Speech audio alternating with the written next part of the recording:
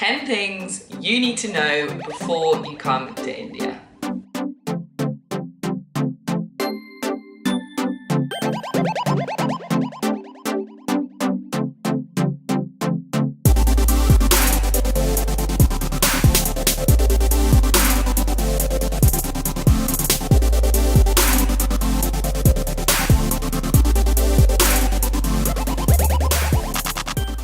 Number 1.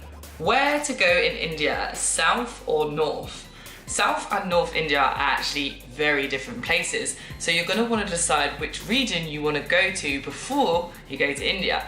I have recently been travelling around the south and I've not actually been to the north, but there are some main differences. The North India is where the Golden Triangle is, where most tourists flock to go and see the Taj Mahal. While you're doing the Golden Triangle, you'll hit up 3 of the main cities: Delhi, Agra, where the Taj Mahal is, and Jaipur. This is a very common tourist route and it's absolutely stunning. Most people come to India to visit those 3 sites. However, if you are looking for something a little bit more chilled and a little bit more different, I recommend going down to the south to hit up some awesome beaches, go on some safaris and visit Hampi, the UNESCO World Heritage Site.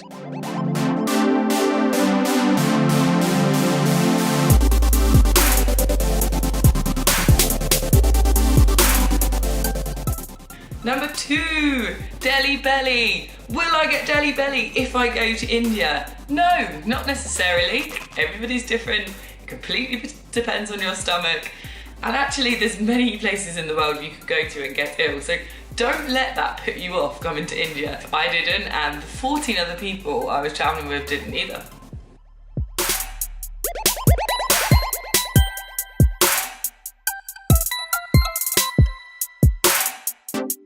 Number 3, what should I pack to India? Okay, there's a few essential items that you should definitely pack before you come to India to make your travel life a little bit easier. Number 1, hand sanitizer. Not that many soaps and waters around when you're in the bathroom. Hand sanitizer going on from that. Toilet roll. Even though bum guns are life in India, they are the best things ever, you're still going to need some toilet roll.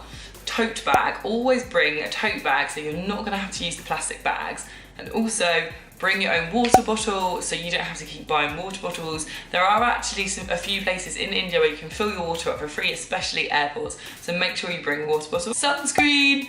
Wow, the sun is hot in India and it creeps up on you after a day out in the sun, so make sure you bring some sunscreen.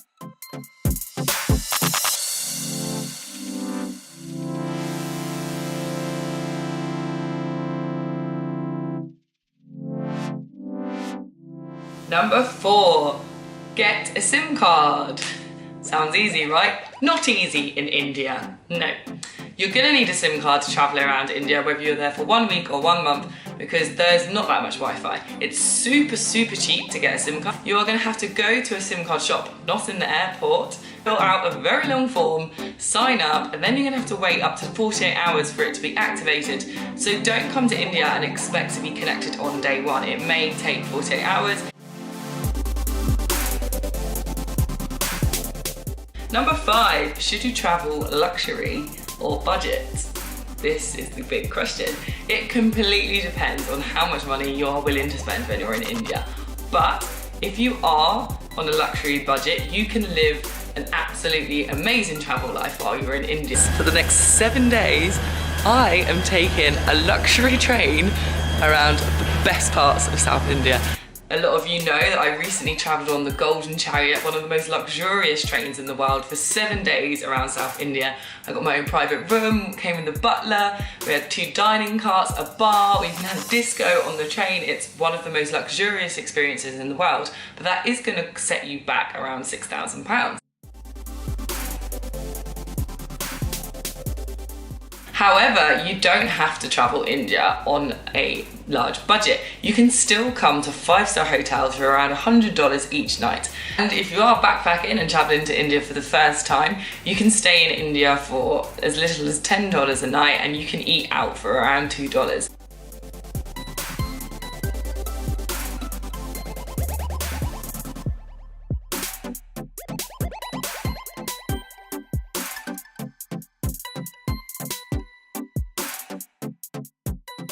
Number 6, food. Oh my gosh, the food in India is by far the best food I've ever had in any country in the whole world. Every single bite of every single dish while you're in India is simply stunning. Cannot put it into any other words. As a vegetarian in India, it's absolute heaven. There are so many dishes, so many varieties. The south is a little bit more spicy, and it's just so much to explore. The food in India will be one of the best parts of your journey. Make sure you eat as much as possible. Scrap the diet.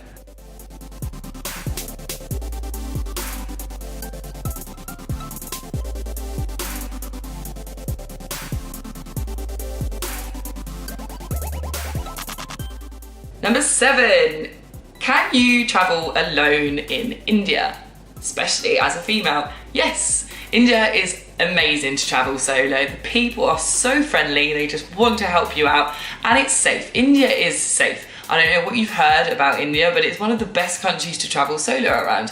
You're going to meet lots of other people in hostels, hotels, cafes, bars. There are so many people traveling solo around India already. If you are a bit afraid, join some Facebook groups, join meetup.com, try and make some friends already who are going, but you will have the best time traveling solo. The only downside is that it does cost you a little bit more because you're gonna have to stay in a hotel by yourself, transportation by yourself, but as soon as you make some friends, you can share those costs.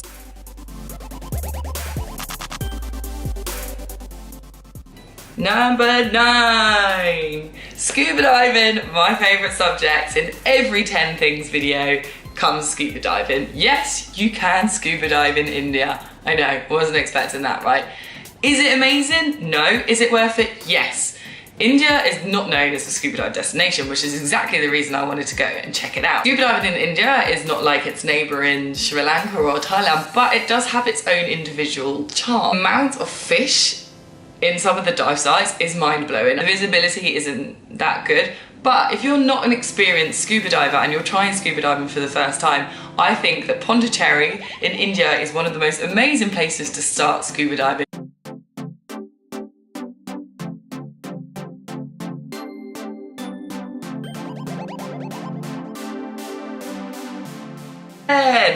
Is it safe in India? We've covered it slightly before. Yes, it is safe. Thousands and thousands of travellers are coming to India every single day. It's such a hot spot for solo travellers, for backpackers, for luxury travellers.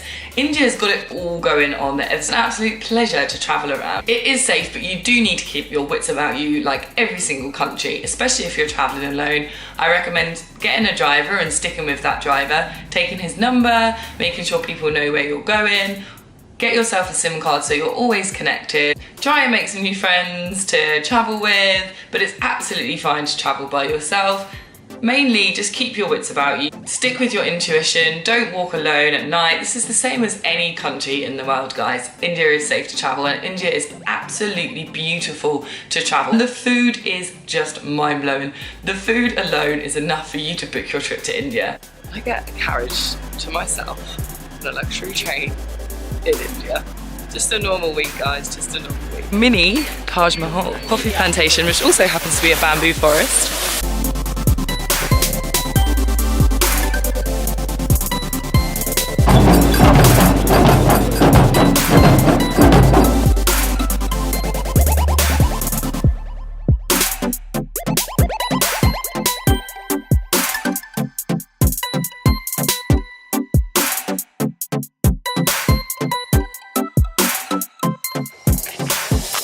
Absolutely beautiful.